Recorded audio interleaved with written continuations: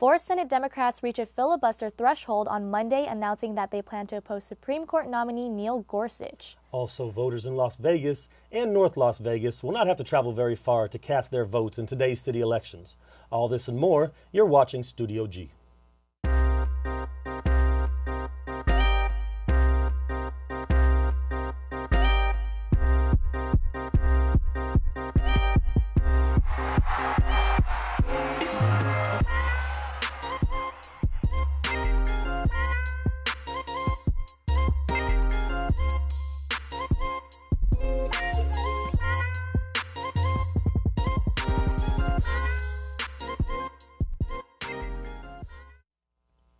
Good afternoon, Rebels, and welcome back to Studio G. I'm Kayleen Talents. And I'm Lee Guilford. Senate Democrats have the votes to block President Trump's Supreme Court nominee, Judge Neil Gorsuch, unless or until Republicans lower the threshold for confirming Supreme Court nominees from 60 votes to 51 votes. The White House says it's comfortable with doing that and warns Democrats are setting, quote, a very dangerous precedent, unquote, by resorting to a filibuster. The White House is all but calling on Senate Republicans to bring it on when it comes to triggering the filibuster ending, quote, nuclear option, unquote, to stop Democratic efforts to block Supreme Court nominee Neil Gorsuch. Here's what White House Press Secretary Sean Spicer has to say. While the White House was pleased that beyond the committee partisan vote, more Democrats have moved past partisan obstruction to acknowledge that Judge Gorsuch is simply qualified and deserving of being on the bench, but we're obviously disappointed that the overwhelming majority of them are still playing politics with the nation's highest court. If the Democrats get their way, and I know the numbers are looking that way, this is going to be the first successful filibuster of a nominee to join the Supreme Court, which is clearly unprecedented. With a vote on Judge Gorsuch expected Friday, the American people will see which senators are willing to keep this seat open to get in the way of President Trump making progress on one of his most significant choices so far. The Senate is now headed towards a high-stakes showdown over President Trump's Supreme Court nominee. Today, Democrats locked in enough support to successfully filibuster Gorsuch when he faces the full Senate later this week. So I believe that we need justices who understand that the law is more than a set of dusty books in the basement stacks of a law library. It's the bedrock of our society. And above all, we need justices who understand and will uphold the motto on the Supreme Court building to help all Americans achieve equal justice under law. That's why I will not be supporting Judge Gorsuch's nomination to be an Associate Justice of the Supreme Court. The nuclear option will change Senate rules so that Gorsuch and future Supreme Court nominees will only need a simple majority of 51 votes to get through rather than the 60 votes that had been established under long-standing Senate rules. Today, Gorsuch's nomination advanced along party line vote out of the Senate Judiciary Committee.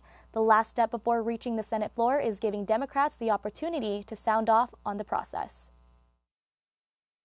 This nomination is not the usual nomination.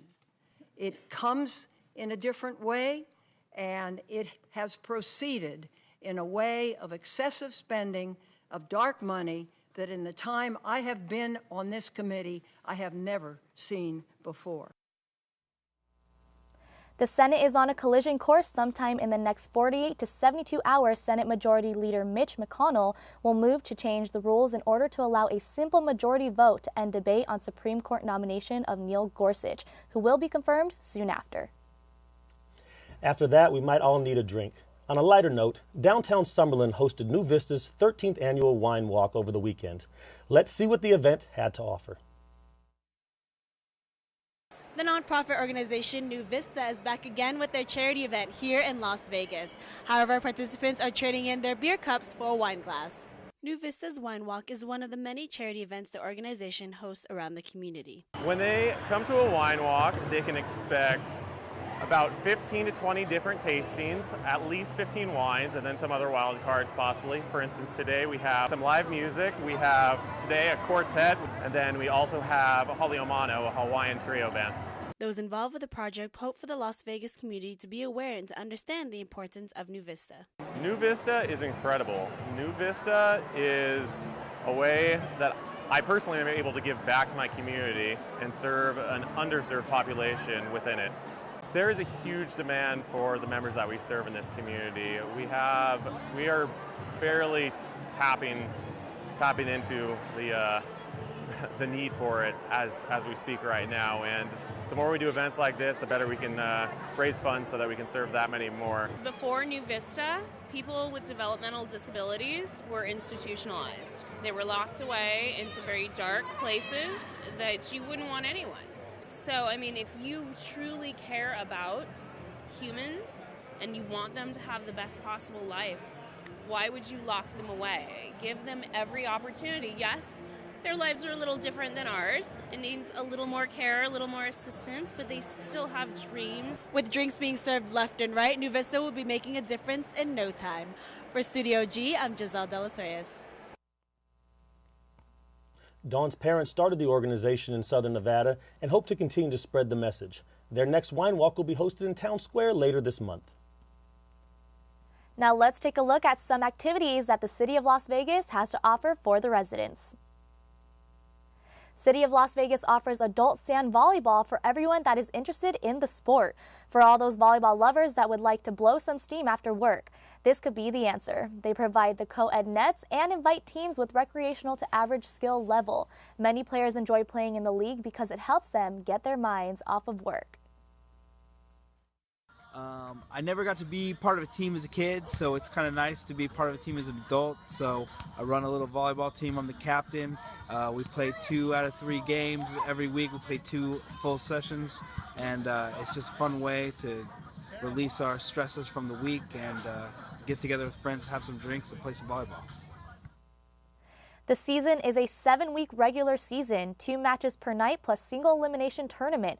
This all starts once a week and the games start at 7 p.m. through 9 p.m. and could go longer depending on how long the games take. I started playing here because a friend invited me. He knew a lot of people that played here as well, so we started playing, met new friends. We would go out, hang out on the weekends, so it was a good thing to meet new people. This all goes down at Centennial Hills Sand Volleyball Court, and each league has a maximum of 10 teams and can have a minimum of 6 players and a maximum of 12.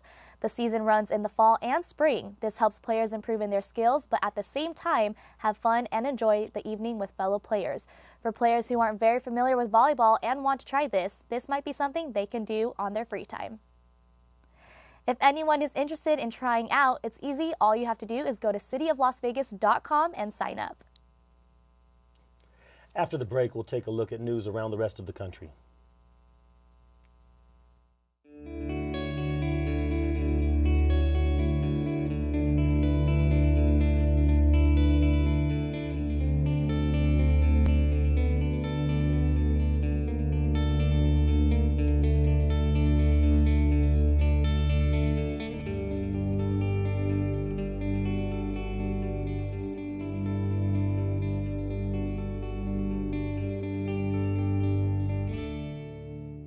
Our Metropolis is a 30-minute show that airs every Tuesday evening at 91.5. You're going to hear Dr. Gary Larson along with our regular contributors talking about what matters to our community. And not only what matters, but why does it matter? We look at our community as a whole, but we also pay special attention to what's happening here at UNLV because that's our home as well. So looking at our Metropolis through the lens of a radio show really gives us the unique perspective to tell a story through words and through people, and I think it makes for a great program.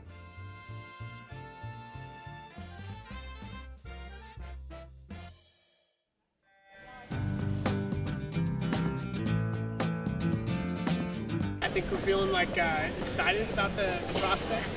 We know we're going to drop a lot of time, hopefully break a few records, and I think that the team is ready to go.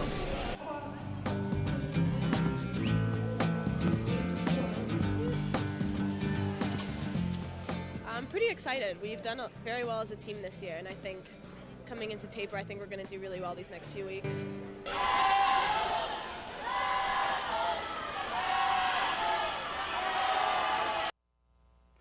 And we're back. Let's take a look at some of the things going on in our state. City elections are being held today and voting centers are being debuted in Las Vegas and North Las Vegas.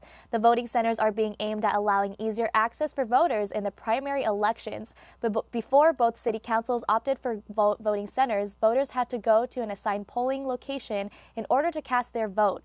Residents of North Las Vegas and Henderson will be voting for their mayor to lead their cities for the next 4 years. There will also be 2 city council races in North Las Vegas, while 1 seat is available in the Henderson Council. Las Vegas voters will decide 3 city council seats and 2 municipal court judge races. Polls are open today from 7 a.m. to 7 p.m., and you can now cast your vote at any location of the city you live in. Clark County School District, along with law enforcement officials, say they have issued a warning to staff members regarding parent concerns over inappropriate teacher-student relations.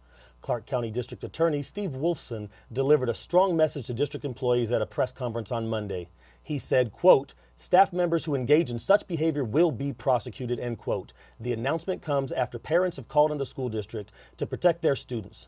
This is in the wake of the 9 staff members arrested since July for inappropriate or sexual misconduct with students. A sorority on the UNLV campus has been suspended after an investigation revealed that hazing had gone unreported for months. In a letter sent to the alumni of the chapter, states that the sorority Delta Zeta was suspended from operating and recruiting until fall 2019. The letter also states that the sorority expects to return to campus by the fall of 2020, once it emerges from a separate probationary period with UNLV. The alumni letter describes the hazing incident that took place during this past fall semester, which didn't surface until this current semester. A follow-up letter to the alums of Delta Zeta mentioned the hazing after a new member was hospitalized for over-intoxication in November. The sorority's national governing body first placed the chapter on probation and then launched an investigation that revealed senior members forcing new members into drinking activities, including blindfolding them and forcing them to drink. The national body passed its finding onto UNLV, which launched a further probe last month. As a result, the UNLV chapter will have to institute alcohol awareness courses and anti-hazing courses. Lawyers representing rancher Cliven Bundy supporters accused a judge of eviscerating their defense case Monday by effectively prohibiting several planned witnesses from testifying. U.S. District Court Judge Gloria Navarro's ruling blocks defense witnesses from testifying about federal authorities' actions in the days before the 2014 Bunkerville standoff between the protesters and the Bureau of Land Management agents who tried to seize the Bundys' cattle from public land. Law enforcement officers' actions were expected to be a cornerstone of the defense case in the conspiracy trial. The ruling so affected strategy that defense lawyers asked for an evening to reassess before they call witnesses. Prosecutors formally rested their case Monday against the first 6 of 17 defendants in a 3-part trial resulting from the April 12, 2014 standoff. The men are being tried on charges that they staged a massive armed assault on law enforcement officers. Defense attorneys confirmed in court that they still plan to call at least 2 witnesses. Closing arguments in the trial could come much sooner than anticipated, possibly by the end of this week. We're going to take another break, but we'll be back with world news. Stay tuned. You're watching Studio G. This is a nutrition center. Anyone from the Las Vegas community is welcome. We can get more people into the nutrition center, get them more educated, then they can learn what ways to prevent chronic diseases and to become healthier individuals. All classes are held in BHS building, Bigelow Health Sciences, room 212, and the times vary, but you could always check them at the UNLV calendar or UNLV Today, and all the classes, times, and descriptions are available there. As far as Studio G, at first it looks overwhelming, and at first it looks like it's a lot of work, but I'll tell you what, it's the most beneficial class I've had at UNLV to date, without a doubt. You get to not only develop stories and work on your interviewing skills, your editing skills, and your shooting skills from a camera perspective, you get to work on all the equipment that's in the studio. So you're working on audio, you're working on directing, tech directing, you get to produce your own show. You can take a 30-minute newscast and make it your own. And that's really cool about Studio G. Like I said, a lot of it seems overwhelming at first, but it is by far the best class I've taken at UNLV since I've been here.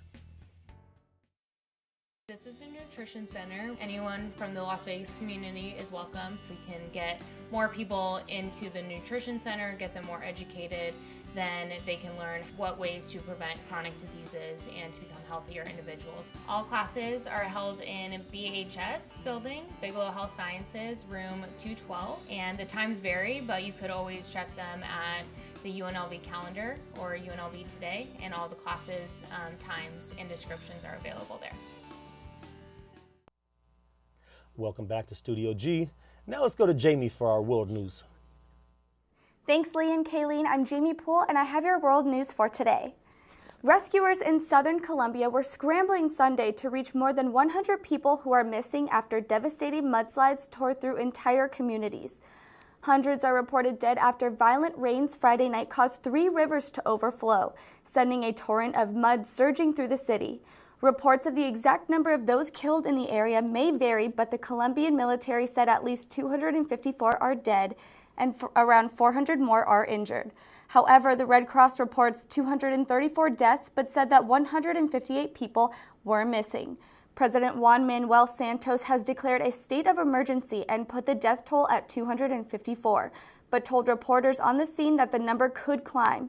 Santos said there are still many missing people. We don't know where they are. That's why the system is still trying to locate them and will continue to do so until we find that last person.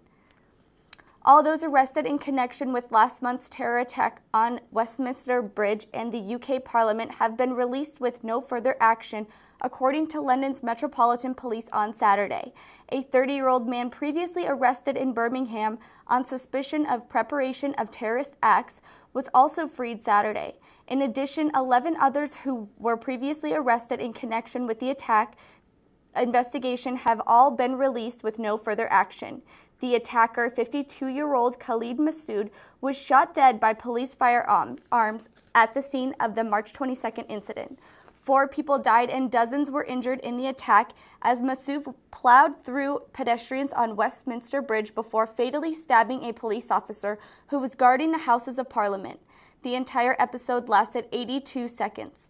Police say they don't believe Massoud was directed by ISIS or Al-Qaeda.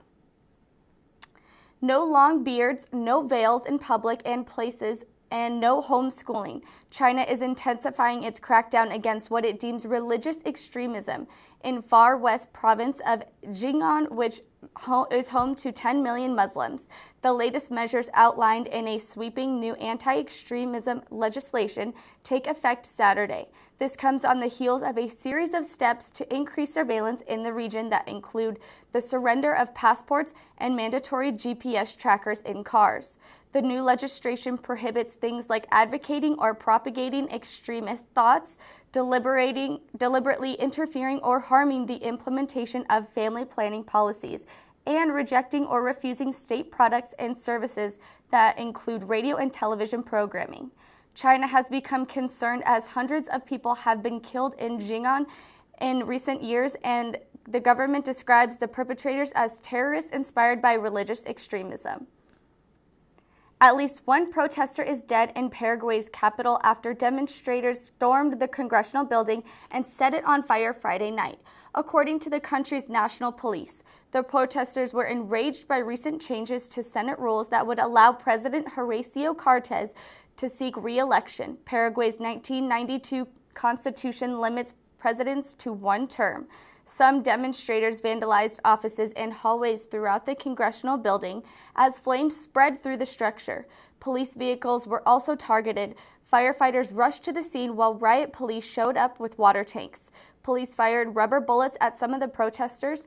Interior Minister Miguel Tadeo Rojas said Saturday that authorities had opened an investigation into the protesters' death,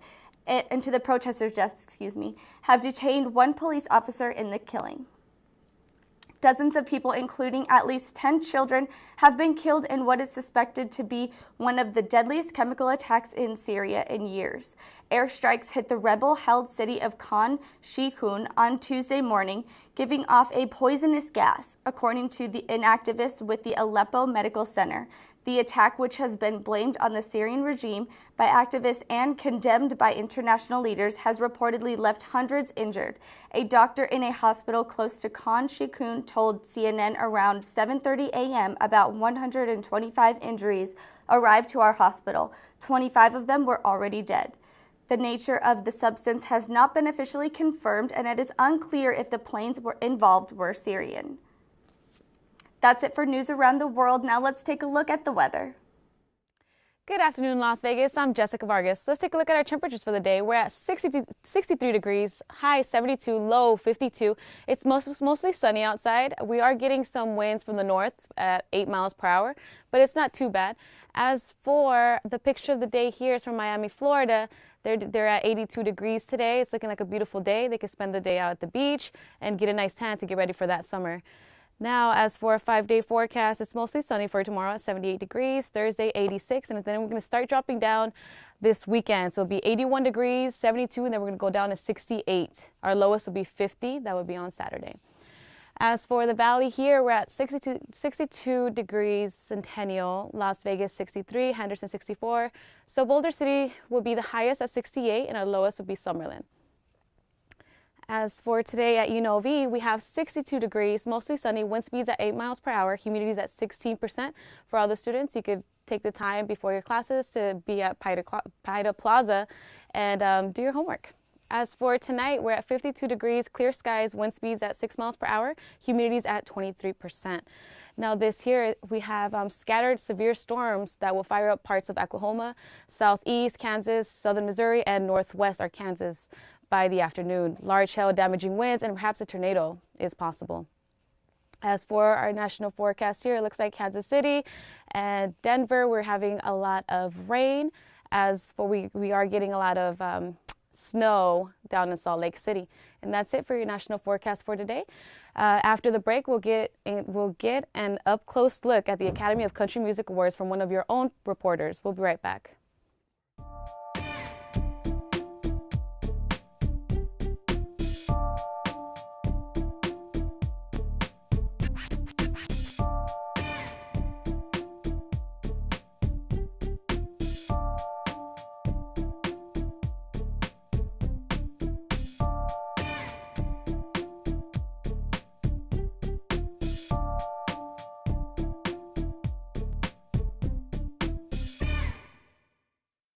You don't get to do an internship, you have to do an internship. It's one of the requirements for a journalism major is you have to do an internship before you can graduate. Definitely having an internship as a requirement really helps push yourself out there and to just remind you that your graduation is coming up soon. You're going to have to need some work experience in your career. So it's really good to put yourself out there early on, and they tend to help students a lot more. So when you do a student internship, it really helps out a lot.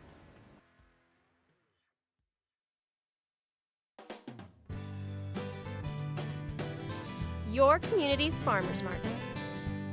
Welcoming, lively, friendly. A place where neighbors and friends come together to celebrate their community. With over 50 vendors, organic, sustainable, fresh produce are available just for you.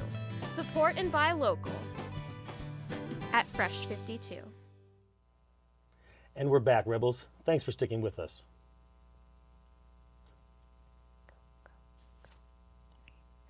For the past couple years, UNLV students have been invited by Westwood One Radio to assist with backstage events at their various award shows in Las Vegas. This past weekend was no exception, as the 52nd Annual Academy of Country Music Award shows took place at the T-Mobile Arena. The always energetic Lee Guilford was there to observe. Hey, what's up, guys? I'm Lee Guilford. We're out here at the Academy of Country Music Awards 52nd annual performance. We've got a ton of UNLV students out here having the time of their lives, and we'll take a moment to see all of them. Intimate performances and personalized messages seem to be the theme throughout the whole event. I recorded this for my lovely wife, who's around here somewhere. There she is.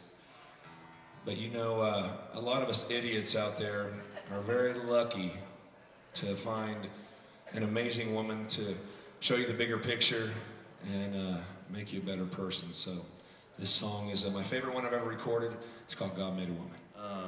I like to tell people, a 13-year-old kid sits on the end of his bed and he falls in love with music. And it changes his life in a lot of ways. because the gift of music is a really powerful thing. And you move down to Nashville and all these outside voices come into your head and pull you away from your original love, make you do things for the wrong reasons. And in the process, you start to destroy the gift for what it is.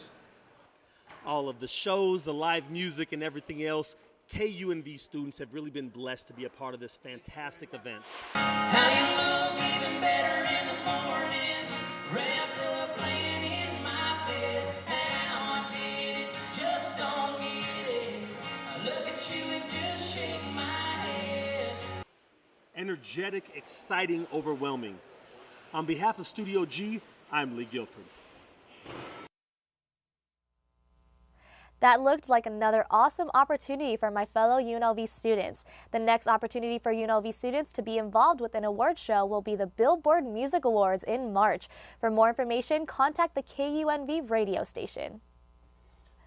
Tell you what, that was a fun event right there. I'm glad we got to enjoy it. That was a very fun event. Billboards are in May too. I know, it's so exciting. Are you going to be there? I hope so. Are you? I'm trying to do it. I'm excited. Last year I got to hang out with Fat Joe at the event, and it was an Fat absolute Joe. blast. Yeah, wow.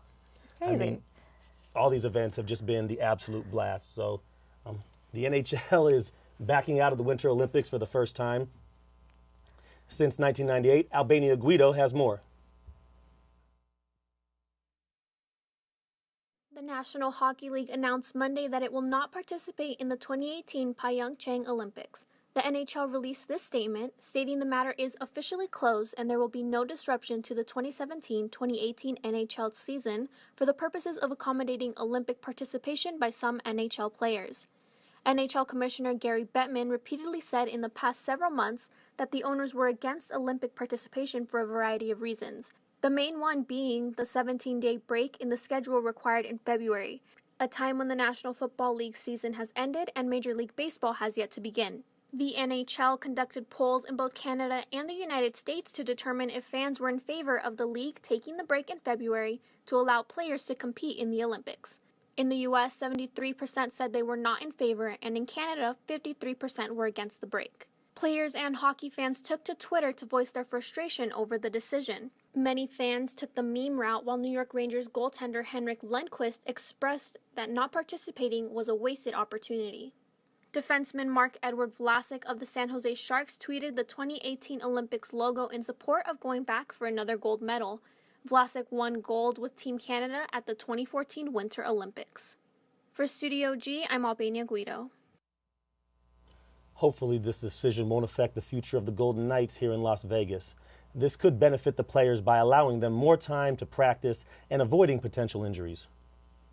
So how do you feel about the NHL? Honestly, I'm excited about having them come here. I think about the Golden Knights as a whole. I could have done with a better name, but Las Vegas and the mayor and Oscar for the last 17 years have been trying so hard to get a professional sports team out here. It's exciting. We got the 51s. They're good, but it's not one of the big four. Yeah. So we have a chance, and it's funny that as soon as that comes, all of a sudden the Raiders are coming too. Now Las Vegas is the place to be. So it is. It's always been the place to be. So what's your next sport? So we've got hockey online. We've got football. What are you hoping for the next one? Maybe even basketball. Basketball. There we go. Las Vegas basketball. I could see it. I could too. Thank you for tuning in to another episode of Studio G. Make sure to follow us on social media. I'm Kayleen Talents. And I'm Lee Guilford. We'll be back again tomorrow, folks.